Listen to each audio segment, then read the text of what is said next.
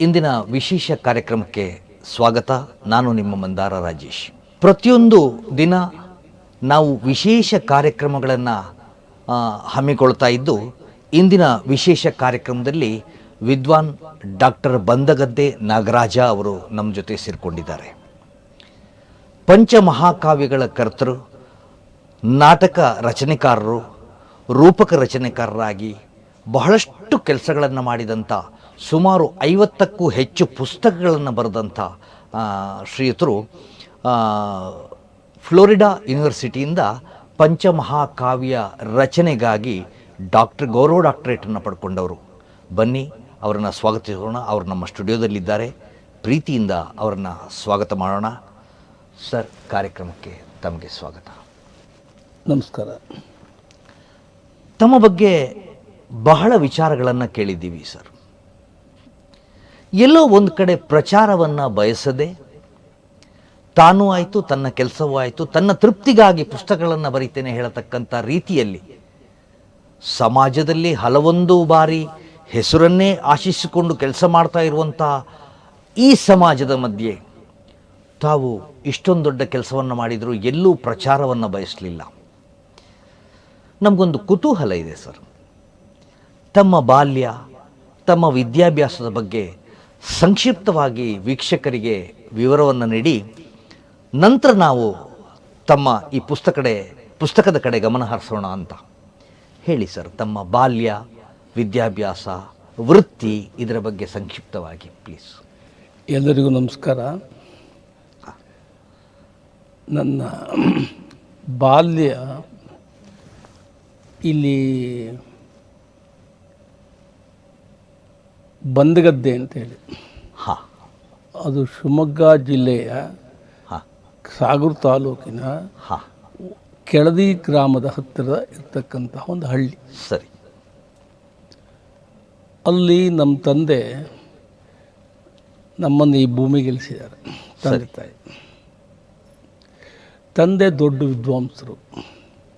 ಆದರೆ ಯಾವುದೋ ಒಂದು ಮಾತಿಗೆ ಕಟ್ಟಿಬಿದ್ದು ತಮ್ಮ ವಿದ್ವತ್ತನ್ನು ಸಮಾಜಕ್ಕೆ ತೋರಿಸ್ತೇ ಇರ್ತಕ್ಕಂಥ ವ್ಯಕ್ತಿಯರು.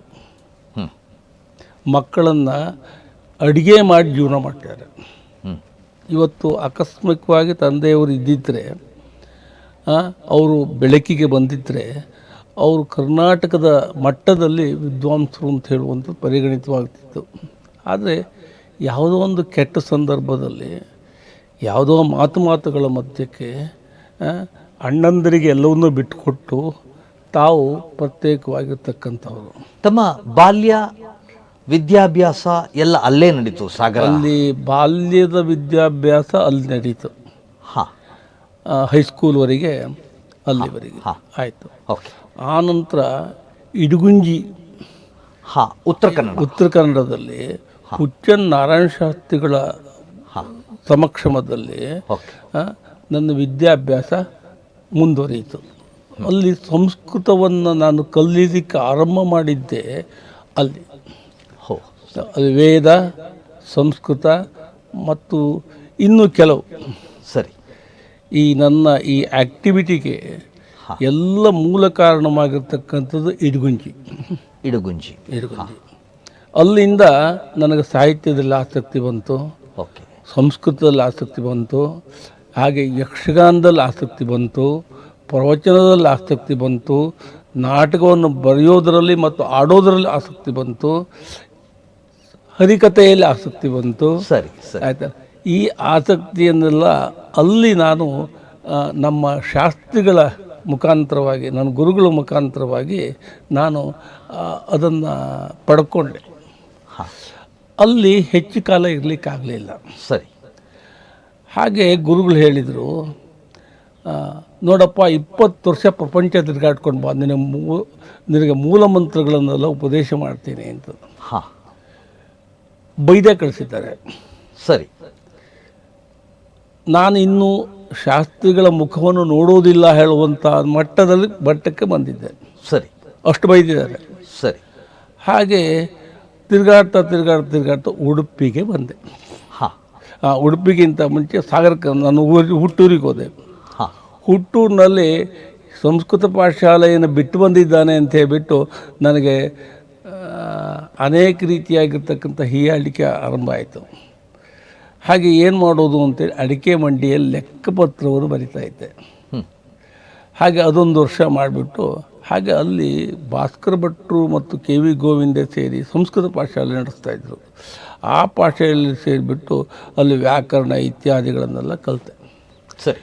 ಕಲಿತ ತಕ್ಷಣ ಒಬ್ಬ ನನಗೆ ಗೊತ್ತಾಯಿತು ಉಡುಪಿಯಲ್ಲಿ ಪುಕ್ಕಟೆಯಾಗಿ ಊಟ ಕೊಡ್ತಾರೆ, ಹಾಂ, ಸಂಸ್ಕೃತ ಕಾಲೇಜಿಗೆ ಓದಿಸ್ತಾರೆ ಅಂತ. ಹಾಗೆ ಸೀದಾ ಉಡುಪಿಗೆ ಬಂದೆ. ಸರಿ. ಉಡುಪಿಗೆ ಬಂದ ತಕ್ಷಣ ಅಲ್ಲಿ ಹರಿದಾಸ ಉಪಾಧ್ಯಾಯರ ನೇತೃತ್ವದಲ್ಲಿ ಪ್ರಿನ್ಸಿಪಾಲು ಅವರು ನನ್ನನ್ನು ಕರೆದರು.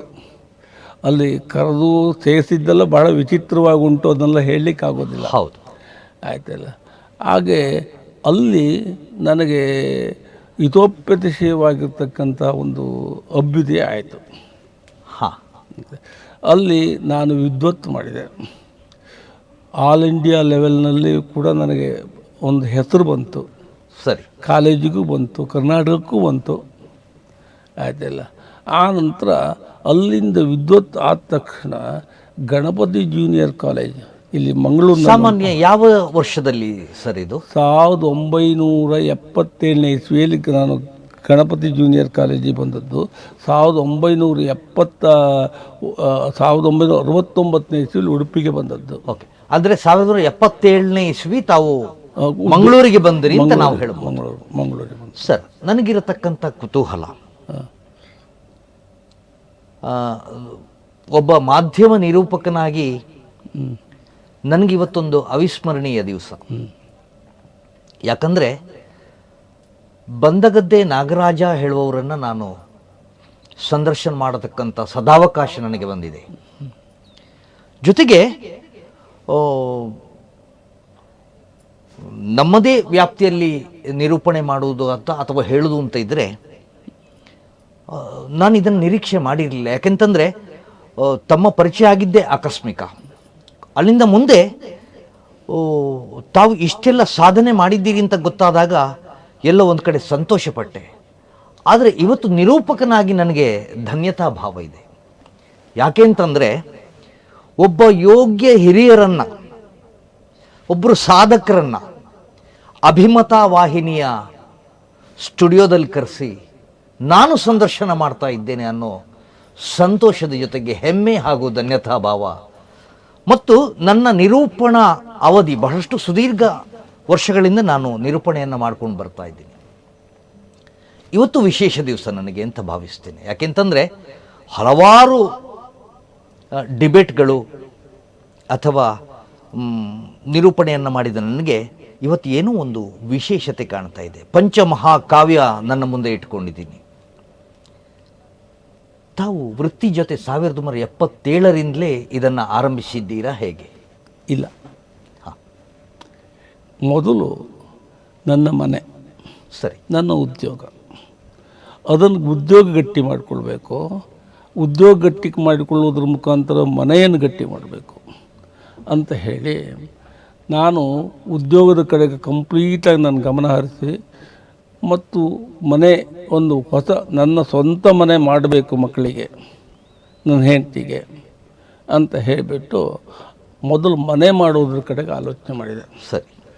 ಆನಂತರ ಮನೆಯನ್ನು ಮಾಡಿ ಆದಮೇಲೆ ಹೊಸ ಮನೆಯಲ್ಲಿ ಕೂತ್ಕೊಂಡು ಸಾಮಾನ್ಯ ಮುಕ್ಕಾಲ್ವೇಷಿ ನನ್ನ ಕೆಲಸ ಕಾರ್ಯಗಳನ್ನೆಲ್ಲವನ್ನು, ಮನೆ ಕೆಲಸ ಎಲ್ಲವನ್ನು ಕೂಡ ನನ್ನ ಹೆಂಡತಿಗೆ ವಹಿಸಿ ಸರಿ ನಾನು ಸಂಕಲ್ಪಬದ್ಧನಾಗಿ ಕೂತ್ಕೊಂಡೆ.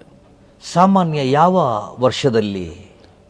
1996ನೇ ಇಸ್ವಿಯಲ್ಲಿ ಬಹುಶಃ ಕಾಣ್ತದೆ ಆರಂಭ ಮಾಡಿದ್ದು. ಇದನ್ನು ಆರಂಭ ಮಾಡಲಿಕ್ಕೂ ಕೂಡ ಕಾರಣ ಉಂಟು. ಅಲ್ಲ, ಯಾವ ವರ್ಷದಲ್ಲಿ ಅಂತ ವೀಕ್ಷಕರಿಗೆ ಒಂದಿಷ್ಟು. 1996ರಲ್ಲಿ ಆರಂಭ ಮಾಡಿ ಈ ಪಂಚಮಹಾಕಾವ್ಯಗಳನ್ನು ಬರೀಲಿಕ್ಕೆ ಆರಂಭ ಮಾಡಿದ್ದು. ಹೇಳಿ. ಇದು ಒಂದು ಗಾಯತ್ರಿ ಯಾಗ ಅಂತ ಆಯಿತು. ಹಾಂ, ನಿಮಗೆ ಗೊತ್ತಿರಬೇಕು, ಮಂಗಳೂರಿನಲ್ಲಿ ಬಜಾಲ್ನಲ್ಲಿ ಹಿತೋಪದೇಶವಾಗಿ 8 ದಿವಸ ನಡೆಯಿತು. ಕೋಟಿ ಗಾಯತ್ರಿ. ಕೋಟಿ ಗಾಯತ್ರಿ. ಕೋಟಿ ಗಾಯತ್ರಿ ಯಾಗ, ಸರಿ. ಅದನ್ನು ಸಂಕಲ್ಪ ಮಾಡಿಕೊಂಡು ಹಾಂ ಒಂದು ಕಡೆಗೆ ಹೋಗಿ ನಾನು ಬ್ರಹ್ಮತ್ವಕ್ಕೆ ಕೂತಾಗ, ಹಾಂ ಗಾಯತ್ರಿ ಯಾಗದ ಬ್ರಹ್ಮತ್ವಕ್ಕೆ ಕೂತಾಗ ಗಾಯತ್ರಿಯ ಬಗ್ಗೆ ಅವಹೇಳನಕರವಾಗಿರ್ತಕ್ಕಂಥ ಮಾತುಗಳನ್ನ ದೊಡ್ಡ ದೊಡ್ಡ ವ್ಯಕ್ತಿ, ಅವ್ರ ಹೆಸರು ಹೇಳುವುದಿಲ್ಲ, ಬೇಡ, ದೊಡ್ಡ ದೊಡ್ಡ ವ್ಯಕ್ತಿಗಳೆಲ್ಲ ಇದ್ದರು ಮಾತಾಡ್ತಾಯಿದ್ರು. ಅವತ್ತಿನ ಕಾಲದಲ್ಲಿ ಅಡಿಕೆ ರೇಟು, ತೆಂಗಿನಕಾಯಿ ರೇಟು ಇವೆಲ್ಲವೂ ಕೂಡ ಇಳಿದು ಹೋಗಿತ್ತು. ಆವಾಗ ನನ್ನ ಕಿವಿ ಕೇಳ್ತದೆ, ಯಾಗಕ್ಕೆ ಬ್ರಹ್ಮತ್ವವನ್ನು ವಹಿಸ್ಕೊಂಡು ಕೂತ್ಕೊಂಡಿದ್ದೇನೆ, ಗಾಯತ್ರಿಯ ಬಗ್ಗೆ ಇವ ಸುಮ್ಮನೆ ಇದು ವ್ಯರ್ಥವಾಗಿ ಮಾಡ್ತಾ ಇದ್ದಾರೆ, ಅಡಿಕೆ ರೇಟ್ ಇಳಿದು ಹೋಗಿದೆ ಇದು ಈ ಸಂದರ್ಭದಲ್ಲಿ. ಓಕೆ. ಆವಾಗ ನನಗೆ ಗಾಯತ್ರಿಯ ಬಗ್ಗೆ, ಬ್ರಾಹ್ಮಣ ಜೀವನ ಮಾಡ್ತಾ ಇರ್ತಕ್ಕಂಥ ಗಾಯತ್ರಿಯಿಂದ ನಿಮಗೂ ಗೊತ್ತುಂಟು. ಹೌದು. ಆದರೆ ಇವರು ಗಾಯತ್ರಿಯ ಬಗ್ಗೆ ಇಂತಹ ಒಂದು ಅವಹೇಳನಕರವಾಗಿರ್ತಕ್ಕಂಥ ಮಾತು ಆಡ್ತಾರಲ್ಲ ಅಂತ ಹೇಳ್ಬಿಟ್ಟು ನಂಗೆ ಬಹಳ ದುಃಖ ಆಯಿತು. ಶಾಸ್ತ್ರಿಗಳು ಕೊಟ್ಟಂಥ, ಗುರುಗಳು ಕೊಟ್ಟಂತಹ ಮೂಲಮಂತ್ರಗಳುಂಟು. ನನ್ನ ಉಪನಯನ ಮಾಡಿರ್ತಕ್ಕಂಥದ್ದು ವರಳ್ಳಿ ಶ್ರೀಧರ ಸ್ವಾಮಿಗಳು, ಸಾಗರ ಸಮೀಪ. ಅವರಿಗೆ ಮತ್ತೊಂದು ಸಲ ನಾನು ನಮಸ್ಕಾರ ಮಾಡ್ತೇನೆ. ಆ ಕಾಲದಲ್ಲಿ ನಾನು ರಕ್ಷಣೆ ಮಾಡಿದರು. ಆವಾಗ ನಾನು ಬ್ರಹ್ಮತ್ವಕ್ಕೆ ಇದನ್ನ ಆಚಮನ ಮಾಡಿ ಮುಗಿಸಿ, ಯಾಗವನ್ನು ಮುಗಿಸಿ ಆಚಮನ ಮಾಡಿ ಬಂದು ನೇರವಾಗಿ ಆ ಗಣ್ಯ ವ್ಯಕ್ತಿಗಳ ಎದುರುಗಡೆ ನಿಂತೆ. ನೀವು ಸಾಮರ್ಥ್ಯ ವಹಿಸಿಬಿಟ್ಟು, ನಿಮ್ಮ ಸಾಮರ್ಥ್ಯವನ್ನು ಉಪಯೋಗಿಸಿ ಸಾಂಗ ಕೋಟಿ ಗಾಯತ್ರಿ ಯಾಗವನ್ನು ಮಾಡಿ, ಅದರಿಂದ ಅಡಿಕೆ ರೇಟ್ ಏರ್ತದೆ ಅಂತ ಹೇಳಿದೆ. ಆವಾಗ ಎಲ್ಲರೂ ಕೂಡ ನಗಾಡಿಬಿಟ್ರು. ಗಾಯತ್ರಿ ಯಾಗ ಮಾಡಿದರೆ ಅಡಿಕೆ ರೇಟ್ ಇರೋದು ಹೇಗೆ ಅಂತೇಳಿ. ಸಾಂಗಕೋಟಿ ಮಹಾಯಾಗ ಆಗಿದ್ದು ಮಂಗಳೂರಿಗನಾಗಿ ನನಗೂ ಕೂಡ ಗೊತ್ತಿದೆ. ನಾನು ಒಂದು ದಿವಸಕ್ಕೆ ಆ ಕಾರ್ಯಕ್ರಮಕ್ಕೆ ಬಂದಿದ್ದೆ. ಆ ಸಮಯದಲ್ಲಿ ತಮ್ಮ ಪರಿಚಯ ನನಗಿರಲಿಲ್ಲ. ಆ ಯಾಗದಲ್ಲಿ ಒಂದು ದಿವಸ ನಾನು ಒಬ್ಬ ಭಕ್ತನಾಗಿ ಅಲ್ಲಿ ಬಂದಿದ್ದೆ ಅಷ್ಟೇ ವಿನಃ ಯಾವುದೇ ನಿರೂಪಕನಾಗಿ ಆಗಲಿ ಅಥವಾ ಯಾವುದೇ ವರದಿಗಾರನಾಗಿ ಬಂದಿರಲಿಲ್ಲ. ನನಗೆ ಈ ಪಂಚಪುರಾಣ, ಪಂಚಮಹಾಕಾವ್ಯ ಅದರ ಬಗ್ಗೆ ನೀವು ಮೊದಲು ಬರೆದಂಥ ಕೃತಿ ಯಾವುದು ಅನ್ನೋದು ನನಗೊಂಚೂರು ಬೇಕಾಗಿತ್ತು. ಯಾವ ಹೆಸರು ಹೇಳಿದರೆ? ನಾನು ಆ ಯಾಗವೇ ಈ ಮೂಲ ಕಾರಣ. ಹಾಂ. ಯಾಕೆಂತಂದರೆ ಯಾಗವನ್ನು ಮಾಡಿ ಮುಗಿಸಿಬಿಟ್ಟು 8 ದಿವಸ ಯಾಗ ಮಾಡಿ ಮುಗಿಸಿಬಿಟ್ಟು ಆ ನಂತರ ಒಂದು ಸಂಕಲ್ಪ ಮಾಡಬೇಕು ಅಂತ ನನ್ನ ಗುರುಗಳು ಹೇಳಿದರು. ಹಾಂ. 5 ಕಾವ್ಯಗಳನ್ನ ಬರೀತೀನಿ. ಅಲ್ಲಿ ಉಪಾಸನೆ ಆಗಿರ್ತಕ್ಕಂಥದ್ದು ಸೂರ್ಯ, ಗಣಪತಿ, ಅಂಬಿಕಾ, ಶಿವ, ವಿಷ್ಣು. ಹಾಂ. ಅಲ್ಲಿ ಸಾಂಗಕೋಟಿಯಲ್ಲಿ ಇದು ಸೂರ್ಯ, ಗಣಪತಿ, ಅಂಬಿಕಾ, ಶಿವ, ವಿಷ್ಣು. ಇದರಲ್ಲಿ ನಾನು ಮೊದಲನೇದಾಗಿ ವಿಷ್ಣು ಪುರಾಣ, ಇದು ಓಕೆ, ಇದು ವಿಷ್ಣು ಪುರಾಣ ಅಂತ ಹೇಳಿ. ಹಾಂ. ಇದನ್ನು ತಾವು ಮೊದಲನೇದಾಗಿ ಬರೆದು, ಇದು ಭಾಮಿನಿ ಷಟ್ಪದಿಯಲ್ಲಿ ಉಂಟು. ಸರಿ. ಇವತ್ತಿನ ಕಾಲಮಾನದಲ್ಲಿ ಷಟ್ಪದಿ ಕಾವ್ಯಗಳು ಅಪರೂಪ. ಬರ್ತದೆ, ಬೇಕಾಷ್ಟು ಜನ ಬರೀತಾರೆ, ಸರಿ. ಆದರೆ ಇಷ್ಟು ಸಂಖ್ಯೆಯ ಪದ್ಯಗಳಿರ್ತಕ್ಕಂಥದ್ದು ಬಹಳ ಅಪರೂಪ. ಎಷ್ಟು ಸಂಖ್ಯೆಯ? ಇದರಲ್ಲಿ 6500 ಭಾಮಿನಿ ಷಟ್ಪದಿ ಉಂಟು. ಹಾಂ ಹಾಂ ಹಾಂ. ಸರಿ ಸರಿ ಸರಿ. ಪ್ರಿಯ ವೀಕ್ಷಕರೇ, ಈಗ ನಾನಿಲ್ಲಿ ತೋರಿಸ್ತಾ ಇರತಕ್ಕಂಥ ಪುಸ್ತಕ ಇದು ವಿದ್ವಾನ್ ಡಾಕ್ಟರ್ ಬಂದಗದ್ದೆ ನಾಗರಾಜ್ ಅವರು ಸಾಂಗಕೋಟಿ ಮಹಾಯಾಗದ ನಂತರದಲ್ಲಿ ಬಂದು ಒಂದು ರೀತಿ ಶಪಥದಿಂದ ಈ ಪುಸ್ತಕಗಳನ್ನು ಬರೀತೇನೆ, ಪಂಚಮಹಾಕಾವ್ಯಗಳನ್ನು ಹೇಳಿ ಬರೆದು ಆರಂಭದಲ್ಲಿ ಮಾಡಿದಂಥ ಪುಸ್ತಕ ಶ್ರೀಮದ್ ವಿಷ್ಣು ಪುರಾಣ. ಒಟ್ಟು ಇದು ಸುಮಾರು 573 ಪುಟಗಳನ್ನು ಹೊಂದಿದಂಥ ಬೃಹತ್ ಪುಸ್ತಕ ಇದು. ಸಾಮಾನ್ಯ ನಾಗರಿಕನಿಗೆ ಇದನ್ನು ಓದುವುದು ಕೂಡ ಕಷ್ಟ, ಇದನ್ನು ಜೀರ್ಣಿಸಿಕೊಳ್ಳುವುದು ಅದಕ್ಕಿಂತಲೂ ಕಷ್ಟ ಅಂತಲೇ ನಾನು ಭಾವಿಸ್ತೇನೆ. 573 ಪುಟಗಳ ಪುಸ್ತಕ, ಇದನ್ನು ಬರೆಯೋದಕ್ಕೆ ತಾವು ಎಷ್ಟು ಸಮಯವನ್ನು ತೆಗೆದುಕೊಂಡ್ರಿ ಸರ್? ಇದನ್ನು ಬರೀಲಿಕ್ಕೆ ನಮ್ಮ ಗುರುಗಳು ಹೇಳಿದ್ರು. ಹಾಂ. ಅದೊಂದು ಹೇಳಲೇಬೇಕಾದ ವಿಷಯ. ಹಾಂ. ಏನು ಅಂತಂದರೆ, ನಿನಗೆ ಈ 5 ಕಾವ್ಯಗಳನ್ನು ಬರೀಲಿಕ್ಕೆ ತಾನಾಗಿ ಸಂದರ್ಭ ಒದಗಿ ಬರ್ತದೆ. ಸರಿ. ಇಲ್ಲಿ AID ರಾಮ ಭಜನಾ ಮಂದಿರ ಇಲ್ಲಿ ಹೌದು, ಹತ್ತಿರ ಇದೆ. ಹತ್ತಿರ ನೋಡಿ, ಅಲ್ಲಿ ವಿಷ್ಣು ಪುರಾಣ ಪ್ರವಚನ ವಾಚನ ಮಾಡಬೇಕು ಹೇಳುವಂಥದ್ದು ಸಂಕಲ್ಪವನ್ನು ಹಿಂದೆ ಪ್ರವಚನಕಾರರೇ ಮಾಡಿದ್ರಂತೆ. ಹಾಂ. ಆದರೆ ಅದಕ್ಕೆ ಪ್ರವಚನ ಮಾಡಲಿಕ್ಕೆ ಗ್ರಂಥಗಳಿರಲಿಲ್ಲ.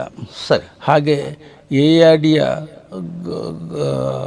ಗಣ್ಯರೆಲ್ಲರೂ ಬಂದು ಕೂಡ ನಮ್ಮ ಮನೆಗೆ ಬಂದರು. ಧೂಮಪ್ಪ ಮೇಸ್ತ್ರಿ ಇತ್ಯಾದಿಗಳೆಲ್ಲ ಬಂದುಬಿಟ್ಟು ನನ್ನ ಹತ್ರ ಅಭ್ಯರ್ಥನೆ ಮಾಡಿಕೊಂಡಾಗ ಆಯಿತು, ನನಗೆ ಪಕ್ಕನ ಗುರುಗಳ ಮಾತು ನೆನಪಾಯಿತು. ಸರಿ. ಹಾಗೆ ಇದು ಇದೇ ಆಟ ಇರಬೇಕು ಅಂತ ಹೇಳ್ಬಿಟ್ಟು ಆಯಿತು ಬರ್ಕೊಟ್ಟು. ಅಲ್ಲಿ ವಾಚನ ಆಗ್ತಾ ಇದ್ದ ಹಾಗೆ ಇಲ್ಲಿ ಬರವಣಿಗೆ ಆಗ್ತಾಯಿತ್ತು. 5 ವರ್ಷಗಳ ಕಾಲ ಆಯಿತು. ಇಲ್ಲಿ ವಾಚನ, ಇಲ್ಲಿ ಮಂಗಳ ಆದ ಕೂಡಲೇ, ನನ್ನ ಲೇಖನ ಮಂಗಳ ಆದ ಕೂಡಲೇ ಅಲ್ಲಿಯೂ ಮಂಗಳ ಆಯಿತು. ಹಾಂ. ಹೀಗೆ ಅಂದರೆ ಅಲ್ಲಿ ವಾಚನ ಮಾಡಿದವರು ಯಾರು ಮತ್ತು ಇಲ್ಲಿ ಪುಸ್ತಕ ಬರೆದವರು ಯಾರು? ಪುಸ್ತಕ ಬರೆದವ ನಾನು. ಸರಿ. ವಾಚನ ಮಾಡಿದವರು PC ವಾಸ್ತೇವರಾಯರು. PC ವಾಸ್ತೇವ್. ಹಾಂ.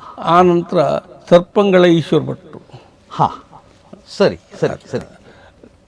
ಇಬ್ಬರು ಮಹಾ ಮೇಧಾವಿಗಳು ಇಲ್ಲಿ ಕಾರ್ಯಕ್ರಮ ನೀಡ್ತಾ ಇದ್ರೆ ಅಲ್ಲಿ ತಮ್ಮ ಬರವಣಿಗೆ ಮುಂದುವರಿತಾ ಇತ್ತು. ಇಲ್ಲಿ ಮಂಗಳ ಆದಾಗ ಅದು ಮಂಗಳ ಆಯಿತು. 1999ನೇ ಇಸ್ವಿಯಲ್ಲಿ ಮಂಗಳ ಆಯಿತು. ಓಕೆ.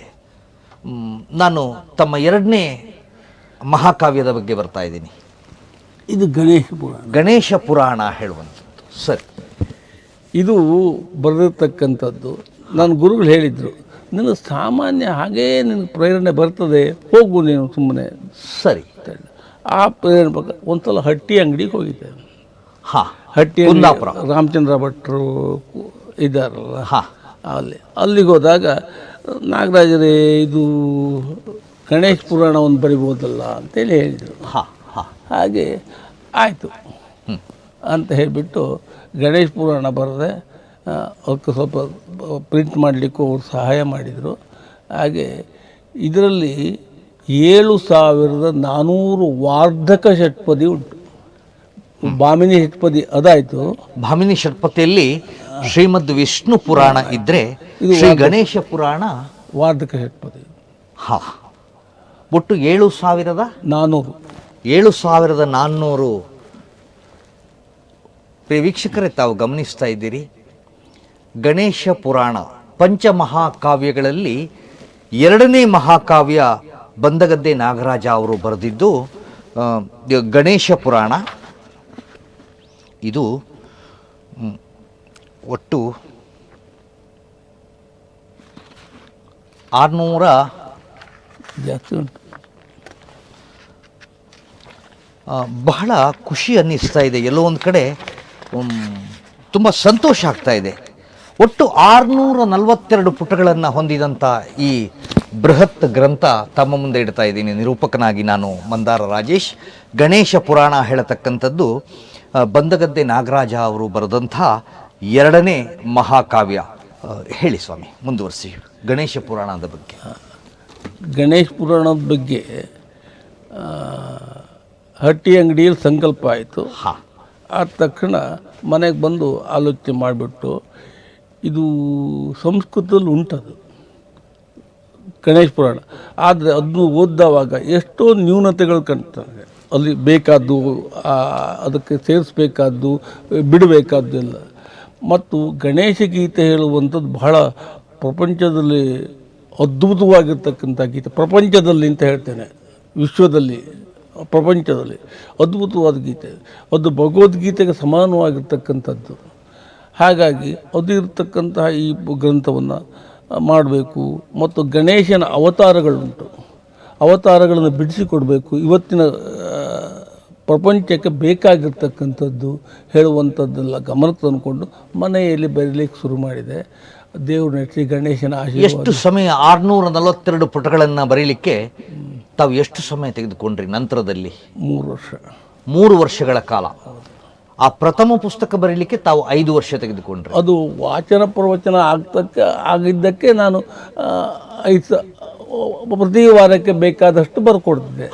ಹಾಗಾಗಿ ಒಟ್ಟಾರೆಯಾಗಿ 8 ವರ್ಷಗಳ ಕಾಲ 2 ಪುಸ್ತಕಗಳು ಮಾಡಲಿಕ್ಕೆ ನಮಗೆ ಈ ಮಧ್ಯೆ ಬೇರೆ ಯಾವುದೇ ಪಂಚಮಹಾಕಾವ್ಯಗಳ ಪುಸ್ತಕಗಳನ್ನು ತಾವು ನಡುವೆ ತಗೊಳ್ಳೋಕೆ ಬರುವುದಿಲ್ಲ, ಯಾಕಂತಂದ್ರೆ ಅಲ್ಲಿ ಆ ಕಾನ್ಸಂಟ್ರೇಷನ್ ಅಲ್ಲಿ ಉಳ್ಕೋಬೇಕಾಗುತ್ತೆ ಅಲ್ವಾ? ಹೇಳಿ, ತಮ್ಮ ಮೂರನೇ ಮಹಾಕಾವ್ಯದ ಬಗ್ಗೆ. ಶ್ರೀಮದ್ ಭುವನೇಶ್ವರಿ ಕಥಾಮಂಜರಿ ಅಂತ. ಹಾ, ಇದು ಮಾತ್ರ ಅದ್ಭುತವಾಗಿದೆ. ಶ್ರೀಮದ್ ಭುವನೇಶ್ವರಿ ಕಥಾಮಂಜರಿ. ಓಕೆ. ಇದು ಶುರುವಾದದ್ದೇ ಒಂದು ರೀತಿ ಅದ್ಭುತ. ನನ್ನ ಗುರುಗಳನ್ನು ನಾನು ನೆನ್ಕೊಳ್ತೇನೆ. ಹಾಂ. ಯಾಕೆ ಒಂದಲ್ಲ ನಾವು ಸುಮ್ಮನೆ ಇದಕ್ಕೆ ಕೊಲ್ಲೂರಿಗೆ ಹೋಗಿದ್ವಿ. ಹಾಂ. ಯಾರ್ಯಾರು? ನಾನು ಮತ್ತು ಹರಿಕೃಷ್ಣಪ್ಪನವರು. ಹಾಂ. ಆವಾಗ ಅಲ್ಲಿ ಅರ್ಚಕರು ನನ್ನನ್ನು ನೋಡಿಕೊಂಡು ಅವ್ರಿಗೇನು ಅನ್ನಿಸ್ತೋ ಏನೋ, ಆ ಒಂದು ಖಡ್ಗ, ಆ ದೇವಿಯ ಖಡ್ಗವನ್ನು ಇದೆಯಲ್ಲ, ಹೌದು, ದೇವಿಯ ಖಡ್ಗ, ದೇವಿಯ ಆಭರಣಗಳನ್ನು ಅದನ್ನೆಲ್ಲವನ್ನು ಕೂಡ ನನ್ನ ಕೈ ಕೊಟ್ಟು, ಕೈ ಕೊಟ್ಟ ತಕ್ಷಣ ಇದು ಯಾಕೆ ಕೊಟ್ಟರು? ನಿಮ್ಮಿಂದ ಮಹತ್ವವಾದ ಕೆಲಸ ಆಗಬೇಕು. ನರಸಿಂಹಾಡಿಗಳು ಇರ್ಬೋದು. ನರಸಿಂಹಾಡಿಗಳು. ಸರಿ. ಏನು ದೇವಿಯ ಬಗ್ಗೆ ಬರೀ ಹರಿಕೃಷ್ಣಪ್ಪನವರಿಗೂ ಆಶ್ಚರ್ಯ.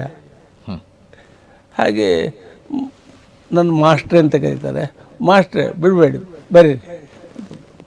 ಹಾಗಾಗಿ ಅಲ್ಲಿಂದ ಬರವಣಿಗೆ ಆರಂಭ ಆಯಿತು ಈ ಭುವನೇಶ್ವರಿ ಕಥಾಮಂಜರಿ. ಶ್ರೀಮದ್ ಭುವನೇಶ್ವರಿ ಕಥಾಮಂಜರಿ ಅನ್ನೋ ಪುಸ್ತಕ ಬಿಡಿಸಿ ಸ್ವಾಮಿ ಒಂದ್ಸಲ ನೋಡ್ಲಿಕ್ಕಾಗಿ. ಇದು ಭಾಮಿನಿ ಷಟ್ಪದಿಯಲ್ಲಿ ಉಂಟು. ಭಾಮಿನಿ ಷಟ್ಪದಿಯಲ್ಲಿದೆ. 10,400 ಷಟ್ಪದಿ ಉಂಟು. 10,400 ಷಟ್ಪದಿಗಳು ಹಾಗೂ ಒಟ್ಟು ಕೊಡಿ. ಪ್ರಿಯ ವೀಕ್ಷಕರೇ, ತಾವು ಗಮನಿಸ್ತಾ ಇದ್ದೀರಿ ಶ್ರೀಮದ್ ಭುವನೇಶ್ವರಿ ಕಥಾಮಂಜರಿ ಕನ್ನಡ ಮಹಾಕಾವ್ಯಂ. ನೋಡಿ, ತಮಗೆ ತೋರಿಸ್ತಾ ಇದ್ದೀನಿ. ವಿದ್ವಾನ್ ಡಾಕ್ಟರ್ ಬಂದಗದ್ದೆ ನಾಗರಾಜ ಅವರ ಮೂರನೇ ಮಹಾಕಾವ್ಯ. ಇದನ್ನು ಕೊಲ್ಲೂರಿಗೆ ಹೋಗಿ ಬಂದ ನಂತರ ಬರೀಲಿಕ್ಕೆ ಆರಂಭ ಮಾಡಿದೆ ಅಂತ ಹೇಳಿದ್ರಿ ಸರ್. ಎಷ್ಟು ವರ್ಷಗಳನ್ನು ತೆಗೆದುಕೊಂಡ್ರಿ ಈ ಪುಸ್ತಕ ಬರೀಲಿಕ್ಕೆ? 4 ವರ್ಷ. 4 ವರ್ಷ. ಪ್ರಿಯ ವೀಕ್ಷಕರೇ, ಈ ಮಹಾಕಾವ್ಯ 905 ಪುಟಗಳನ್ನು ಹೊಂದಿದೆ. ಒಟ್ಟಿಗೆ 905 ಪುಟಗಳನ್ನು ಹೊಂದಿದಂಥ ಶ್ರೀಮದ್ ಭುವನೇಶ್ವರಿ ಕಥಾಮಂಜರಿ ಹೇಳುವಂಥ ಮೂರನೇ ಮಹಾಕಾವ್ಯವನ್ನು ಒಟ್ಟು 4 ವರ್ಷಗಳ ಕಾಲ ಡಾಕ್ಟರ್ ಬಂದಗದ್ದೆ ನಾಗರಾಜ ಅವರು ಇದನ್ನು ಪೂರ್ಣಗೊಳಿಸಲಿಕ್ಕೆ ತೆಗೊಂಡ್ರು ಅಂತ. ಭುವನೇಶ್ವರಿ ಕಥಾಮಂಜರಿಯ ವಿಶೇಷತೆ ಸಂಕ್ಷಿಪ್ತವಾಗಿ ಬೇಕಾಗಿತ್ತು. ಅಂದರೆ ದೇವಿ ಆವಿರ್ಭಾವ ಹೇಗಾಯಿತು, ದೇವಿ ಅಂದರೆ ಎಂಥದ್ದು, ದೇವರು ಅಂದರೆ ಎಂಥದ್ದು, ಓಕೆ, ಆತ್ಮ ಅಂದರೆ ಏನು, ದೇವರಿಗೂ ಮತ್ತು ಆತ್ಮಕ್ಕೂ ಇರೋ ವ್ಯತ್ಯಾಸ ಎಂಥದ್ದು, ಎಷ್ಟೋ ಜನರಿಗೆ ಗೊತ್ತಿಲ್ಲ. ದೇವರು ಅಂದರೆ ಆತ್ಮವೇ, ಆತ್ಮ ಅಂದರೆ ದೇವರು. ಆದರೆ ಆತ್ಮ ಸಾಧಕನಿಗೆ ದೇವರೆಲ್ಲರೂ ಹೇಗೂ ವಶರಾಗ್ತಾರೆ, ದೇವ ಸಾಧಕನಿಗೆ ಆತ್ಮಜ್ಞಾನ ಇರೋದಿಲ್ಲ. ಈ ಒಂದು ವಿಷಯಗಳನ್ನ ಒಳಗೊಂಡಿರ್ತಕ್ಕಂಥ ದೇವಿ ಮಹಾತ್ಮೆ. ಈಗ ಸಂಪೂರ್ಣ ದೇವಿ ಮಹಾತ್ಮೆ ಅಂತ ನೀವು ಯಕ್ಷಗಾನ ಆಟ ನೋಡ್ತೀರಲ್ಲ, ಆ ಕಥೆಯೇ ಉಂಟು. ಅಂತ ಲಲಿತಾ ಮಹಾತ್ಮೆ, ಆ ಕಥೆಯೂ ಉಂಟು. ಲಲಿತೆ ಅಂತ ಹೇಳುವಂಥದ್ದು ಏನು, ಶ್ರೀಚಕ್ರ ಅಂದರೆ ಎಂಥದ್ದು, ಅದನ್ನು ಮಾಡೋದು ಹೇಗೆ, ಮತ್ತು ಅದಕ್ಕೆ ಸಂಬಂಧ ಒಂದಷ್ಟು ವರ್ಷಗಳ ಕಾಲ ಶ್ರೀದೇವಿ ಲಲಿತೋಪಾಖ್ಯಾನ ಹೇಳುವಂಥ ಯಕ್ಷಗಾನ ಬಯಲಾಟವೇ ಬಂದಿತ್ತು. ನಾನು ನೋಡಿದ್ದೆ ಅದರ ಪೂರ್ಣವಾಗಿರ್ತಕ್ಕಂಥ ಮೂಲ ಸ್ವರೂಪ ಮಹಾದೇವಿ ಲಲಿತೋಪಾಖ್ಯಾನ, ಶ್ರೀದೇವಿ ಲಲಿತೋಪಾಖ್ಯಾನ, ಅದರ ಪೂರ್ಣ ಕಥೆಗಳು. ಇದರ ವಿಶೇಷತೆ ಏನು ಅಂತಂದರೆ, ನನಗೆ ಆಶ್ಚರ್ಯ ಆಗ್ತದೆ. ಇವತ್ತು ಬರೆದು ಮುಗಿಸಿದ ತಕ್ಷಣ ಮಂಗಳಾದೇವಿಗೆ ಹೋದೆ. ನಮ್ಮ ಮನೆ ಹತ್ರ ಮಂಗಳಾದೇವಿ ಉಂಟು. ಹೌದು, ಮಂಗಳಾದೇವಿ ನಿಮ್ಮ ಒಂದು ಕಾವ್ಯ ಬರೆದು ಮುಗಿಸಿದ್ದೀನಿ, ನಿನ್ನ ಕಥೆನ ನಿನ್ನ ಚರಣಕ್ಕೆ ಅರ್ಪಿಸಬೇಕು ಅಂತ ಉಂಟು, ಏನು ಮಾಡಬೇಕು? ಹಾಗೆ ಸೀದಾ ಹೆಗಡೆಯವ್ರನ್ನ ಕಾಣು ಅಂತ. ಏನೋ ಒಂದು ವೀರೇಂದ್ರ ಹೆಗಡೆ ಅಲ್ಲ, ಇದು ಹೆಗಡೆಯವರು ಅಂತ ಅಮರನಾಥ್ ಹೆಗಡೆ. ಹಾಂ, ಸರಿ. ಅಲ್ಲಿ ಮ್ಯಾನೇಜಿಂಗ್ ಟ್ರಸ್ಟಿ. ಹೌದು, ಟ್ರಸ್ಟಿ. ಹಾಗೆ ಅಲ್ಲಿ ಪ್ರೇಮಲತಾ ಆಚಾರ್ಯ ಅಂತ ಒಬ್ಬರು ಇದ್ದರು. ಹೌದು, ಪ್ರೇಮಲತಾ ಆಚಾರ್ಯ ಹತ್ರ ಹೇಳಿದೆ, ಹಿಂಗೆ ಆಗ್ತಾ ಇದೆಯಲ್ಲ, ಅಮರನಾಥ್ ಶೆಟ್ಟರು ನನಗೆ ಪರಿಚಯ ಇಲ್ಲ, ಅಮರನಾಥ್ ಶೆಟ್ಟರಲ್ಲ, ಯಾವುದು ಬೇರೆ ಶೆಟ್ಟರು ಆತಲ್ಲ. ಆ ನಂತರ ನಾನು ಮಾತಾಡ್ತೇನೆ. ಹಾಗೆ ಹೋಗಿ ಮಾತಾಡಿದರು. ಕೂಡಲೇ ಮಂಗಳಾದೇವಿಯ ಅಮ್ಮನವರ ಪಾಲಕೆ, ನಮ್ಮನೆಗೂ ಮತ್ತು ಮಂಗಳಾದೇವಿಗೂ ಎಷ್ಟು ದೂರ? ಸಾಮಾನ್ಯ 1 ಕಿಲೋಮೀಟ್ರ್ ಉಂಟು, ಆಯಿತಾ. ಆ 1 ಕಿಲೋಮೀಟ್ರ್ ದೂರದ ಅಮ್ಮನವರ ಇದು ಪಲ್ಲಕ್ಕಿ ಬಂದು ಪಲ್ಲಕ್ಕಿಯೊಳಗೆ ತಗೊಂಡೋದ್ರು. ಓಕೆ, ಪ್ರಿಯ ವೀಕ್ಷಕರೇ, ಪಂಚಮಹಾಕಾವ್ಯ ಕರ್ತರು ವಿದ್ವಾನ್ ಡಾಕ್ಟರ್ ಬಂದಗದ್ದೆ ನಾಗರಾಜ ಅವರನ್ನು ನಾನು ಸಂದರ್ಶನ ಮಾಡ್ತಾ ಇದ್ದೆ. ಈಗಾಗಲೇ ಸಂಕ್ಷಿಪ್ತವಾಗಿ ನನಗೆ ಸಿಕ್ಕಿದಂಥ 1 ಗಂಟೆ ಸಮಯದಲ್ಲಿ ಬಂದಗದ್ದೆ ನಾಗರಾಜರನ್ನು ನಾನು ಸಂದರ್ಶನ ಮಾಡಿ ಅವರಿಂದ ಪೂರ್ತಿ ವಿಚಾರಗಳನ್ನು ಪಡ್ಕೊಳ್ತೇನೆ ಅನ್ನೋ ವಿಶ್ವಾಸ ನನಗಿಲ್ಲ. ಯಾಕೆಂತಂದರೆ ಅಗಾಧವಾದ ಸಮುದ್ರದಿಂದ ನಾನು 1 ಲೋಟ ನೀರು ತಗೊಂಡಿದ್ದೀನಿ ಅನ್ನೋ ಭಾವನೆ ಅಷ್ಟೇ ಇದೆ. ಇನ್ನೂ ಮಾತಾಡಬೇಕಾದ್ದು ಬಹಳಷ್ಟಿದೆ. ನನಗೆ ಕೊಟ್ಟಂಥ 60 ನಿಮಿಷಗಳ ಅವಧಿಯಲ್ಲಿ ನಾನು ಇನ್ನು 2 ಮಹಾಕಾವ್ಯಗಳ ಪರಿಚಯವನ್ನು ತಮಗೆ ಮಾಡಿಕೊಡಬೇಕಾಗಿದೆ. ನಾನು ಪಂಚಮಹಾಕಾವ್ಯಗಳಲ್ಲಿ 3 ಮಹಾಕಾವ್ಯಗಳ ಸಂಕ್ಷಿಪ್ತ ಪರಿಚಯವನ್ನು ತಮ್ಮ ಮುಂದೆ ಇಟ್ಟಿದ್ದೇನೆ. ಡಾಕ್ಟರ್ ಬಂದಗದ್ದೆ ನಾಗರಾಜ ಅವರ ಪರಿಚಯವನ್ನು ಕೂಡ ಮಾಡಿದ್ದೇನೆ. ಮುಂದೆ ನಾನು 4ನೇ ಮಹಾಕಾವ್ಯದ ವಿಚಾರವನ್ನು ಡಾಕ್ಟರಿಂದ ಪಡ್ಕೊಳ್ಬೇಕಾಗಿದೆ. ಡಾಕ್ಟ್ರೇ, ನನಗೆ ಮುಂದಿನ 4ನೇ ಕೃತಿ ಬಗ್ಗೆ ನನಗೊಂದಿಷ್ಟು ವಿವರ ಬೇಕಾಗಿತ್ತು. ಶ್ರೀಮದ್ ಆತ್ಮಲಿಂಗ. ಇದು ಶ್ರೀಮದ್ ಆತ್ಮಲಿಂಗ ವೈಭವಂ ಅಂತ ಹೇಳಿ. ಹಾಂ, ಇದು ವಾರ್ಧಕ ಷಟ್ಪದಿಯಲ್ಲಿ ಉಂಟು. ಸರಿ, ವಾರ್ಧಕ. ಹಾಂ, ಇದರಲ್ಲಿ ಹಾಂ, ಆತ್ಮಲಿಂಗ ಅಂದರೆ ಏನು ಹಾಂ ಹೇಳುವಂಥದ್ದು. ಯಾವುದಕ್ಕೆ ಲಿಂಗದ ಕಲ್ಪನೆ ಬಂತು, ಹೇಗೆ ಹಾಂ ಆತ್ಮಲಿಂಗ ಅಂತ ಹೇಳುವಂಥದ್ದು ಯಾಕೆ ಹೇಳ್ತಾರೆ? ಹಾಂ ಆತ್ಮಲಿಂಗದ ಪ್ರತೀಕವಾಗಿರ್ತಕ್ಕಂಥ ಗೋಕರ್ಣದಲ್ಲಿ ಇರ್ತಕ್ಕಂಥ ಲಿಂಗವನ್ನು ಯಾಕೆ ಪೂಜೆ ಮಾಡ್ತಾರೆ? ಇವೆಲ್ಲವೂ ಕೂಡ ಸಮಗ್ರವಾಗಿ ಶಿವಪುರ 10 ಪುರಾಣಗಳಿದ್ದಾವೆ. ಸರಿ, ಶೈವ ಸಂಬಂಧಿಯಾಗಿರ್ತಕ್ಕಂಥ 10 ಪುರಾಣಗಳಿದ್ದಾವೆ. ಸರಿ, 10 ಪುರಾಣಗಳನ್ನು ಅಭ್ಯಾಸ ಮಾಡಿ ಆ ನಂತರ ಅದರಲ್ಲಿರ್ತಕ್ಕಂತಹ ಒಂದು ಇಂಪಾರ್ಟೆಂಟ್ ಪಾಯಿಂಟ್ಗಳನ್ನು ತೆಗೆದುಬಿಟ್ಟು ವಿವರಿಸಿರ್ತಕ್ಕಂಥ ಒಂದು ಮಹಾಕಾವ್ಯ ಇದು. ಸರಿ, ಸರಿ. ಇದನ್ನು ಬರೀಲಿಕ್ಕೆ ಸಾಮಾನ್ಯ ಒಂದು 5 ವರ್ಷ ಕಳೆದಿದೆ. 5 ವರ್ಷ ಬೇಕಾಯ್ತು. 5 ವರ್ಷ ಬೇಕಾಯಿತು. Okay, okay. ಇದನ್ನು ಬರಲಿಕ್ಕೆ ಮೂಲ ಕಾರಣ ನಮ್ಮ ಗುರುಗಳು ಹೇಳಿದ ಹಾಗೆ, ನಿನಗೆ ಸಂದರ್ಭ ತಾನಾಗೆ ಬರುತ್ತೆ, ಆವಾಗ ನೀವು ಬರೀಲಿಕ್ಕೆ ಶುರು ಮಾಡಿದ್ರೆ ಸಾಕು. ಹಾಗೆ ಒಂದು ಸಲ ನಮ್ಮ ಕುಲಗುರುಗಳಾಗಿರ್ತಕ್ಕಂಥ ರಾಘವೇಶ್ವರ ಭಾರತಿಗಳು ರಾಮಚಂದ್ರಾಪುರ ಮಠ, ಹೌದು, ಅಲ್ಲಿ ಮಂತ್ರಾಕ್ಷರ ತಗೊಳ್ಲಿಕ್ಕೆ ಹೋದೆ. ಆವಾಗ 3 ಕಾವ್ಯ ಬರೆದಿದ್ದವರಿಗೆ ಗೊತ್ತಿತ್ತು. ಏನಪ್ಪ, ನಮ್ಮ ಈಶ್ವರನ ಬಗ್ಗೆ ಏನಾದರೂ ಬರಿಬೇಕಲ್ಲ ಅಂತ ಒಂದು ಪ್ರೇರಣೆ ಕೊಟ್ಟರು. ಪ್ರೇರಣೆ ಕೊಟ್ಟ ತಕ್ಷಣ ನನಗೆ ಖಂಡಿತು, ಓಹ್, ಈಶ್ವರ ಪಂಚಕೋಶ ಇದು ಪಂಚಮಹಾಕಾವ್ಯಗಳಲ್ಲಿ ಈಶ್ವರನು ಬರ್ತಾನಲ್ಲ. ಹೌದು. ಹಾಗಾಗಿ ಈಶ್ವರನ ಬಗ್ಗೆ ಬರೀತೇನೆ ಅಂತ ಹೇಳ್ಬಿಟ್ಟು ಅಲ್ಲಿಂದ ಸ್ಟಾರ್ಟ್ ಮಾಡಿ, ಓಕೆ, ಆಯ್ತಲ್ಲ, ಎಲ್ಲ ಅಭ್ಯಾಸ ಮಾಡಲಿಕ್ಕೆ 1 ವರ್ಷ ಆಗಿದೆ. ಸರಿ. ಆ ನಂತರ ಎಲ್ಲ ಮಾಡುವಾಗ ಇದು ಕೂಡಲೇ ಅವ್ರಿಗೆ ಬಹಳ ಸಂತೋಷ ಆಯಿತು. ಹಾಗೆ ಅವರೇ ಪ್ರಿಂಟ್ ಮಾಡಿದರು. ರಾಘವೇಶ್ವರ ಮಹಾಸ್ವಾಮಿ ಅವರು ಮಠದವರೇ ಪ್ರಿಂಟ್ ಮಾಡಿದರು. ಹಾಂ, ಮಠದವರೇ ಪ್ರಿಂಟ್ ಮಾಡಿಬಿಟ್ಟು ಅದನ್ನ ಮಠದವರೇ ಇದು ಮಾಡಿ ಪಬ್ಲಿಕೇಶನ್ ಮಾಡಿದರು. ಆ ನಂತರ ಇದು ಕಾವ್ಯ. ಹಾಂ, ಒಟ್ಟು ಎಷ್ಟು ಪುಟಗಳು ಹೊಂದಿದೆ ಅದು?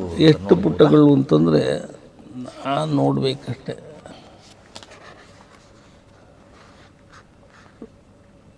725 ಪುಟಗಳು. 725 ಪುಟಗಳ ಮಹಾಕಾವ್ಯ 4ನೇ ಮಹಾಕಾವ್ಯ. ತಾವು ಬರೆದ ಪಂಚಮಹಾಕಾವ್ಯಗಳಲ್ಲಿ 4ನೇ ಮಹಾಕಾವ್ಯವಾಗಿ ಮೂಡಿಬಂದಿದೆ. ಮುಂದೆ 5ನೇ ಮಹಾಕಾವ್ಯದ ಬಗ್ಗೆ ಹೇಳುವುದಿದ್ರೆ ತಾವು ಆದಿತ್ಯ ದರ್ಶನಂ ಅಂತೇಳಿ. ಶ್ರೀಮದ್ ಆದಿತ್ಯ ದರ್ಶನಂ. ಇದು ನಮ್ಮ ವೀಕ್ಷಕರಿಗಾಗಿ ದಯವಿಟ್ಟು ತಿರುಗಿಸಬೇಕು, ನೋಡಬೇಕು. ಇದು ಶ್ರೀಮದ್ ಆದಿತ್ಯ ದರ್ಶನಂ ಅಂತೇಳಿ. ಸರಿ.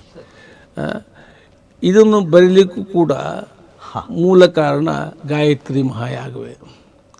ಸಾಂಗಕೋಟಿ ಗಾಯತ್ರಿ ಮಹಾಯಾಗ. ಸಾಂಗಕೋಟಿ ಗಾಯತ್ರಿ ಯಾಗದಲ್ಲಿ ಸಂಕಲ್ಪ ಸೂರ್ಯ ಗಣಪತ್ಯಂಬಿಕಾ ಶಿವ ವಿಷ್ಣು. ಹೌದು.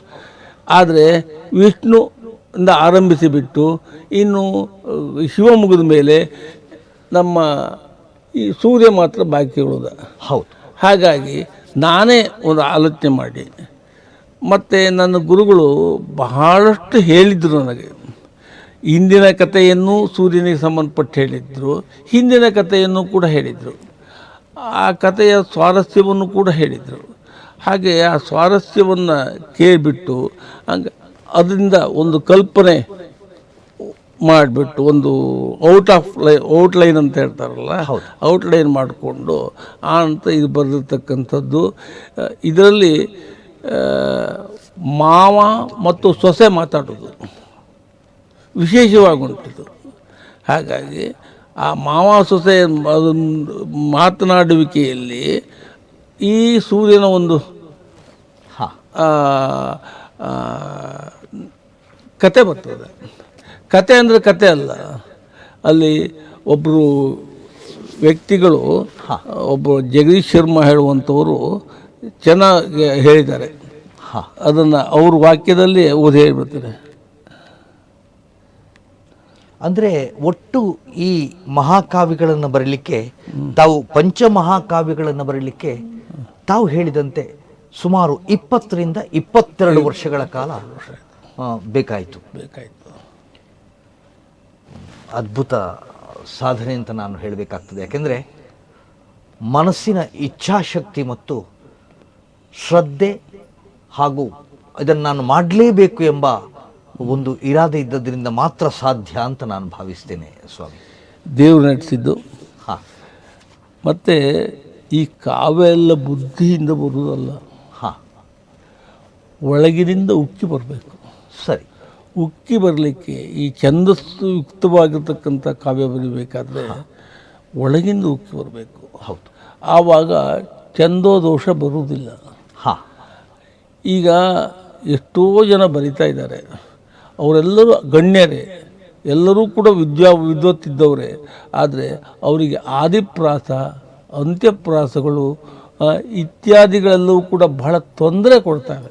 ಸರಿ ಸರಿ. ಹಾಗಾಗಿ ಈಗ ಮಹಾಛಂದಸ್ಸು ಇತ್ಯಾದಿ ಶುರುವಾಗಿದೆ. ಹೌದು. ಆದರೆ ಒಳಗಿನಿಂದ ಯಾವನಿಗೆ ಹೇಳ್ತದೆ ಅವನಿಗೆ ಈ ಕಾವ್ಯವನ್ನು ಬರೆಯುವಂಥದ್ದು ಬಹಳ ಸುಲಭ. ಅದಕ್ಕೆ ಕೆಲವು ಅನುಷ್ಠಾನ ಬೇಕಾಗ್ತದೆ. ಸರಿ. ಅದೇ ನನ್ನ ಗುರುಗಳು ಕೊಟ್ಟದ್ದು. ಅದೇ ಕೊಟ್ಟದ್ದು ಈ ಷೋಡಶಿ, ಪಂಚದಶಿ, ಆ ನಂತರ ವನದುರ್ಗೆ, ಬಾಲಾಂಬೆ ಮತ್ತು ಬಾಲಾ ಸರಸ್ವತಿ ಇತ್ಯಾದಿ ಮಂತ್ರಗಳನ್ನು ನಿಷ್ಠೆಯಿಂದ ಅಭ್ಯಾಸ ಮಾಡ್ತಾ ಬಂದರೆ ಆವಾಗ ತನ್ನಷ್ಟಕ್ಕೆ ತಾನೇ ಕಾವ್ಯವನ್ನು ಹೇಗೆ ಬರಿಬೇಕು ಹೇಳುವಂಥದ್ದನ್ನು ಒಂದು ಔಟ್ಲೈನ್ ಹಾಕಿಕೊಡ್ತದೆ.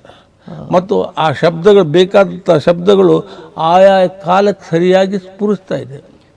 ಸರ್, ತಮ್ಮ ಹತ್ರ ಮುಂದುವರೆದು ತಾವು ಈ ಪಂಚಮಹಾಕಾವ್ಯ ಅಲ್ಲದೆ ಒಂದಷ್ಟು ಬೇರೆ ಪುಸ್ತಕಗಳನ್ನು ಬರೆದಿದ್ದೀರಿ ಅಂತ ಕೇಳಲ್ಪಟ್ಟಿದ್ದೀವಿ.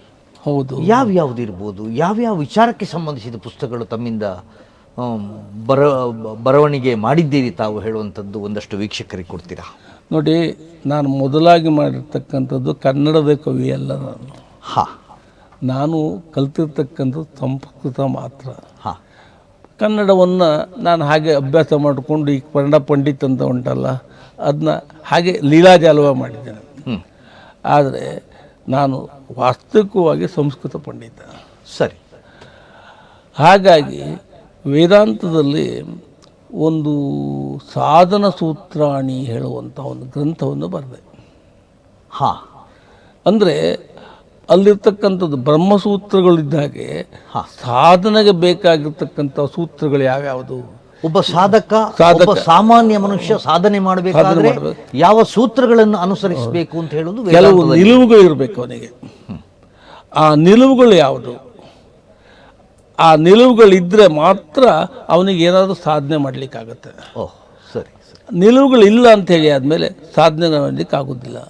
ಹಾಗಾಗಿ ಫಸ್ಟಿಗೆ ಮೊದಲಾಗಿ ಅವನು ಯಾವ ನಿಲುವನ್ನು ತಾಳಬೇಕು ಪ್ರಪಂಚ ಅಂದರೆ ಏನು, ನಾನು ಅಂದರೆ ಯಾವುದು, ಹಾಗೆ ನಮಗೆ ಗುರುಗಳೇ ಕೊಟ್ಟದ್ದು ಗಾಯತ್ರಿ ಉಪಾಸನೆಯನ್ನು ಯಾಕೆ ಮಾಡಬೇಕು, ಅವೆಲ್ಲವೂ ಕೂಡ 120-140 ಸೂತ್ರಗಳು, ಸಂಕ್ಷೇಪ 140 ಸೂತ್ರಗಳನ್ನು ಬರೆದುಬಿಟ್ಟು ಸಾಧನ ಸೂತ್ರ. ಆ ನಂತರ ಅದಕ್ಕೆ ವೃತ್ತಿಯನ್ನು ಬರೆದೆ. ವೃತ್ತಿ ಅಂದರೆ ಸಂಕ್ಷೇಪದ ಸೂತ್ರಕ್ಕೆ ಸಂಕ್ಷೇಪದ ವ್ಯಾಖ್ಯಾನ ಅಂತ ಹೇಳಿ ಅದನ್ನು ಬರೆದೆ. ಆ ನಂತರ ಅದಕ್ಕೊಂದು ನಮ್ಮ ಗುರುಗಳು ಹೇಳಿದ್ರು ಅದಕ್ಕೊಂದು ಸಣ್ಣ ಕನ್ನಡ ಒಂದು ಟ್ರಾನ್ಸ್ಲೇಷನ್ ಇರಲಿ ಅಂತೇಳಿ, ಹಾಗೆ ಟ್ರಾನ್ಸ್ಲೇಷನ್ ಮಾಡಿದೆ. ಅದು ಪ್ರಿಂಟ್ ಆಗಿದೆ. ಅದು ಸಾಧನ ಸೂತ್ರಾಣಿ ಹೇಳುವಂಥ ಗ್ರಂಥ. ತದನಂತರದಲ್ಲಿ ಇತರೆ ಪುಸ್ತಕಗಳ ಜೊತೆಗೆ ನಾಟಕ ರಚನೆಯನ್ನು ಮಾಡಿದಿರಿ. ಹೇಗೆ ಸಾಧ್ಯ ಆಯಿತು ಇಷ್ಟೆಲ್ಲ? ಯಾಕೆಂತಂದರೆ ನಾವು ನಮ್ಮ ಇಂದಿನ ಸಂದರ್ಶನದಲ್ಲಿ ಮಾತಾಡಿದ ಇಷ್ಟು ಹೊತ್ತಿನ ವಿಚಾರ ಒಂದು ಬೇರೆ, ಅದು ಸಂಸ್ಕೃತ ಅಥವಾ ತನ್ನ ಬದುಕು ಅಥವಾ ಮಹಾಕಾವ್ಯದ ಕಡೆಗಿತ್ತು. ಇಲ್ಲಿ ನಾಟಕ ರಚನೆಕಾರರಾಗಿ ಅಲ್ಲಿಯೂ ಯಶಸ್ಸನ್ನು ಕಾಣ್ತೀರಿ. ಯಾವೆಲ್ಲ ನಾಟಕಗಳ ರಚನೆ ಮಾಡಿದಿರಿ ಮತ್ತು ಯಾವುದೆಲ್ಲ ಪ್ರದರ್ಶನಗೊಂಡಿವೆ ಅನ್ನೋದು ಒಂದಷ್ಟು. ನನ್ನ ಮೊದಲನೇ ನಾಟಕ ಕೀಚಕ ಅಂತ ಹೇಳಿ. ಕೀಚಕ, ಅದು ಉಡುಪಿ ಮಠಕ್ಕೋಸ್ಕರ ಬರ್ತದ್ದು. ನಾನು ಸಂಸ್ಕೃತ ಕಾಲೇಜಿನಲ್ಲಿ ವಿದ್ಯಾಭ್ಯಾಸ ಮಾಡ್ತಾ ಇರಬೇಕಾದ್ರೆ ನಾನು ಒಂದು ನಾಟಕ ಬೇಕಾಗಿತ್ತು, ಒಂದು ಒಳ್ಳೆ ನಾಟಕ ಬೇಕಾಗಿತ್ತು. ಆವಾಗ ಅದಕ್ಕೋಸ್ಕರವಾಗಿ ಕೀಚಕ ಹೇಳುವಂಥ ನಾಟಕ ಬರೆದ್ಬಿಟ್ಟು ಆ ನಂತರ ಅಲ್ಲಿಂದಲೇ ಪ್ರದರ್ಶನವೂ ಆಯಿತು. ಆ ನಂತರ ಅದು ಮಂಗಳೂರಿನಲ್ಲೂ ಪ್ರದರ್ಶನ ಆಯಿತು. ಶರವ ದೇವಸ್ಥಾನದ ಇದ್ರ ಕಡೆಗೆ ತುಂಬ ಕಡೆಗೆ ಪ್ರದರ್ಶನ ಆಯಿತು. ಸರಿ, ಒಟ್ಟು ಎಷ್ಟು ನಾಟಕಗಳನ್ನು ಬರೆದಿದ್ದೀರಿ ತಾವು? ಒಟ್ಟು ಕನ್ನಡದಲ್ಲಿ 3 ನಾಟಕ ಬರೆದಿದ್ದೇನೆ. ಸರಿ. ಆದರೆ ಇದು ಸಂಸ್ಕೃತದಲ್ಲಿ 7 ನಾಟಕವನ್ನು ಬರೆದಿದ್ದೇನೆ. ಮತ್ತು ಈ ಸರ್ಕಾರ ಒಂದು ರಜೆ ಕೊಟ್ಟು ಬರೆಸಿತ್ತು ನನಗೆ. ರಾಮಾಯಣದ 12 ನಾಟಕಗಳನ್ನು, ಅಂದರೆ ವಾಲ್ಮೀಕಿ ರಾಮಾಯಣ ಹೇಗುಂಟೋ ಅದೇ ಕಥೆಗಳು ಸ್ವಲ್ಪ ವ್ಯತ್ಯಾಸ ಮಾಡಿದೆ. ಅದನ್ನೇ ಮಕ್ಕಳಿಗೆ ಸರಿಯಾಗಿ ನಾಟಕ ಆಗುವಂತೆ ನಾಟಕ ಮಾಡಬೇಕು ಅಂತ. ಅದು ಸರ್ಕಾರದ ವತಿಯಿಂದ ಬೇಕು? ಸರ್ಕಾರದ ವತಿಯಿಂದಲೇ ಪ್ರಿಂಟ್ ಆಯಿತು. ಅದು ಅವ್ರ ಕೈಲೇ ಉಂಟು.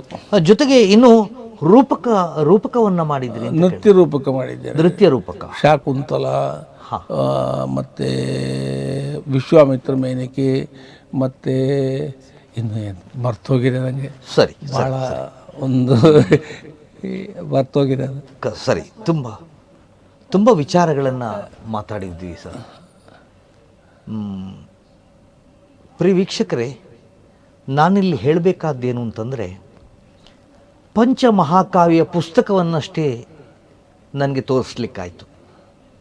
ಅದರ ಆಳ ಅಥವಾ ಅದನ್ನು ಆಳವಾಗಿ ವಿಮರ್ಶೆ ಮಾಡಿ ತಮ್ಮ ಮುಂದೆ ತಂದಿಡುವಂಥ ಪ್ರಯತ್ನ ಇವತ್ತಿಗೆ ಸಾರ್ಥಕತೆ ಪಡೆಯಲಿಲ್ಲ.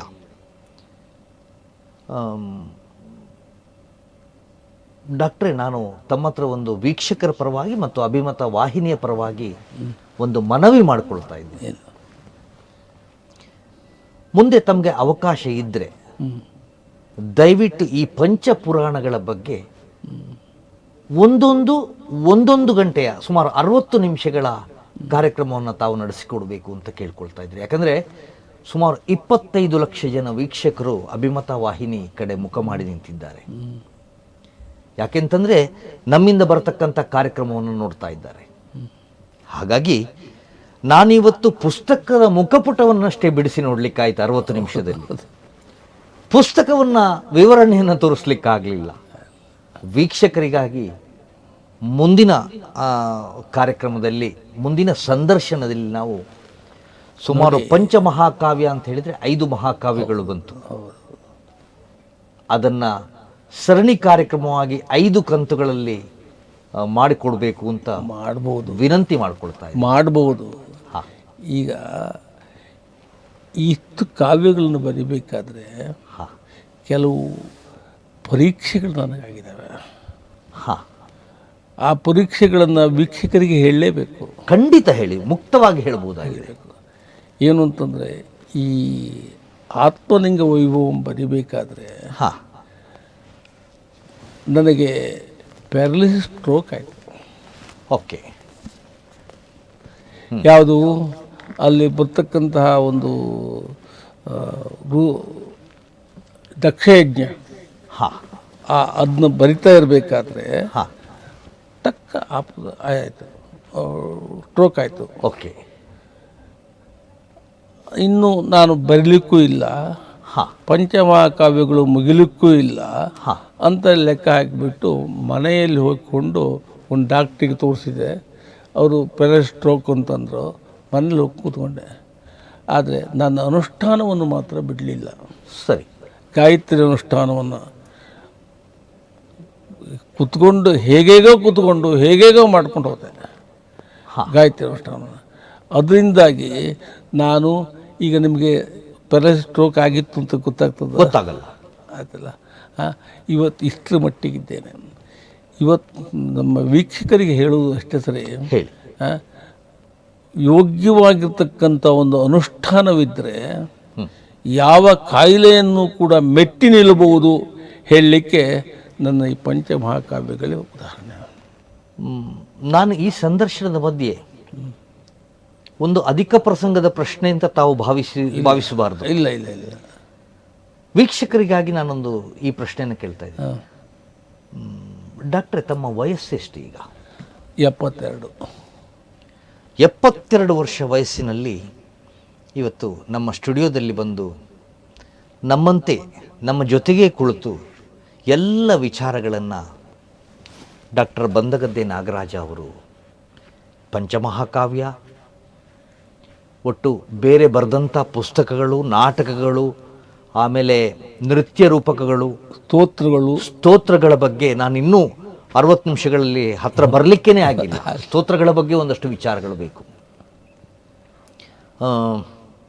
ಅಂದರೆ ಮುಖ್ಯವಾಗಿ ಹೇಳಬೇಕಾದ್ದು ಪ್ರಿಯ ವೀಕ್ಷಕರೇ, ನಾನು ಡಾಕ್ಟರ್ ಬಂದಗದ್ದೆ ನಾಗರಾಜ ಅವರನ್ನು ಒಂದು ಗಂಟೆ ಅಂದರೆ ಸುಮಾರು 60 ನಿಮಿಷಗಳ ಸಂದರ್ಶನದಲ್ಲಿ ನಾನು ಏನೂ ತಲುಪಲಿಕ್ಕೆ ಸಾಧ್ಯ ಆಗಲಿಲ್ಲ. ಸಾಧ್ಯವಾಗದೇ ಇರುವುದಕ್ಕೆ ಕ್ಷಮೆ ಯಾಚಿಸ್ತಾ ಈಗಾಗಲೇ ನಾನು ಅವರ ಹತ್ರ, ಬಂದಗದ್ದೆ ನಾಗರಾಜರ ಹತ್ರ ನಾನು ಕೇಳ್ಕೊಂಡಿದ್ದೀನಿ, ಮುಂದೆ ಕನಿಷ್ಠ 5 ಕಂತನ್ನು ನನಗೆ 5 ಮಹಾಕಾವ್ಯಕ್ಕಾಗಿ ತಾವು ಕೊಡಬೇಕು ಅಂತ ಕೇಳಿದ್ದೇನೆ. ಅವರು ಒಪ್ಪಿಕೊಂಡಿದ್ದಾರೆ.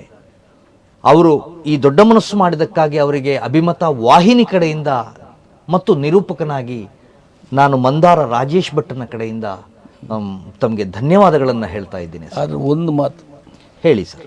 ಏನು ಅಂತಂದರೆ, ಈಗ ನನಗೆ ನೆನಪು ಕೆಲವು ಸ್ವಲ್ಪ ಕಡಿಮೆ ಆಗಿದೆ. ಹಾಂ, ಮರೆತು ಹೋಗ್ಬಿಡ್ಬೋದು.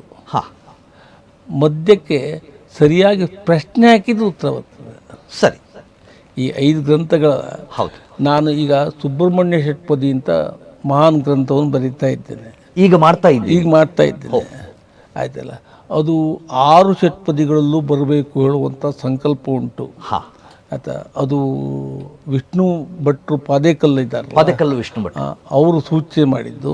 ಅವರೊಟ್ಟಿಗೆ ಕೆಲವು ವಿದ್ವಾಂಸರು ಆ ನಂತರ ಅದನ್ನು ಬರೆದು ಕೊಡಬೇಕು ಅಂತ ಹೇಳುವಂಥ ಒಂದು ಅಭಿಪ್ರಾಯದಿಂದ ನಾನು ಬರಿತಾ ಇದ್ದೇನೆ. ಈಗ ನಾನು ಇವನ್ನೆಲ್ಲವನ್ನು ಬಿಟ್ಟುಬಿಟ್ಟು ಸುಬ್ರಹ್ಮಣ್ಯನಲ್ಲಿ ಲೀಲ ಆಗಿದ್ದೇನೆ. ಹಾಂ, ಆಯ್ತು. ಆವಾಗ ಸುಬ್ರಹ್ಮಣ್ಯನ ಲೀನ ಆಗಬೇಕು, ಮತ್ತೆ ಇಲ್ಲಿಗೆ ನಾನು ಬರಬೇಕು. ಸರಿ. ಅದಕ್ಕೆ ಪ್ರಶ್ನೆ ಹಾಕಬೇಕು ದಯಮಾಡಿ.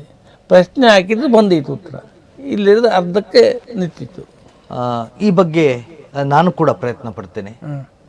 ನಾನು ಒಂದಷ್ಟು ಅಧ್ಯಯನ ಮಾಡಿ ತಮ್ಮ ಮುಂದೆ ಬಂದು ಕೂತ್ಕೊಳ್ಬೇಕಾಗ್ತದೆ. ಹೌದೌದು. ಇವತ್ತೇನೋ ಪಂಚಮಹಾಕಾವ್ಯದ ಬಗ್ಗೆ ಮೇಲ್ನೋಟಕ್ಕಷ್ಟೇ ನಾವು ಮುಟ್ಲಿಕ್ಕೆ ಸಾಧ್ಯ ಆಯಿತು.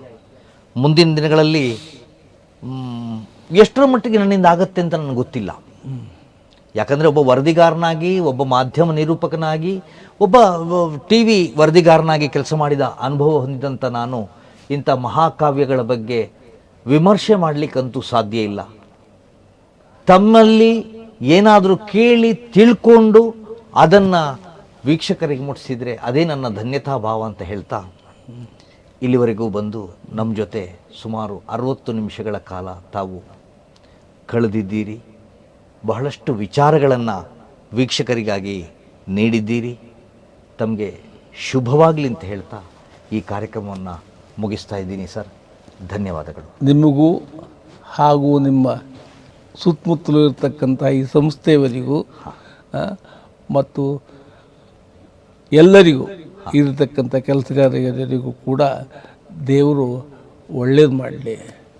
ಶುಭಂ ಭೂಯಾತ್, ಒಂದೇ ಮಾತಿನಲ್ಲಿ ಹೇಳಬೇಕು, ಶುಭಂ ಭೂಯಾತ್, ಎಲ್ಲರಿಗೂ ಶುಭವಾಗಲಿ ಸರಿ ಅಂತ ನಾನು ಕೂಡ ಹಾರೈಸ್ತೇನೆ.